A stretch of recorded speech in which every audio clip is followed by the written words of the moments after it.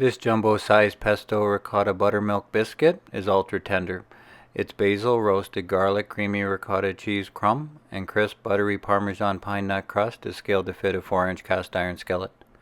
This simple drop biscuit method cuts the butter and ricotta cheese into the dry ingredients and stirs in buttermilk, blended with roasted garlic and fresh basil to form a sticky dough that's dropped directly into a buttered skillet.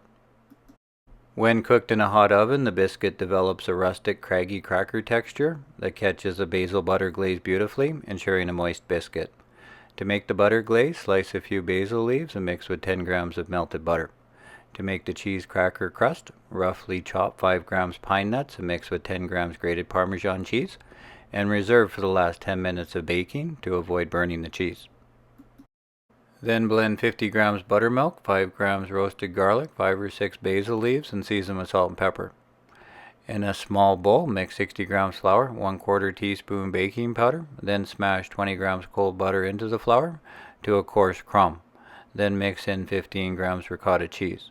Stir in the basil buttermilk just to combine. The dough should be a little sticky, if not add a drop or two of buttermilk. Drop the sticky dough into a buttered skillet and bake for 15 minutes in a 425 Fahrenheit oven. The biscuit will have risen and started to form a crust. The moment the biscuit comes out of the oven, carefully drape the Parmesan mixture on top and return to the oven for another 10 minutes until the cheese is golden brown. The moment the biscuit comes out of the oven again, pour the butter glaze on top so it can be absorbed to form a cheese cracker crust.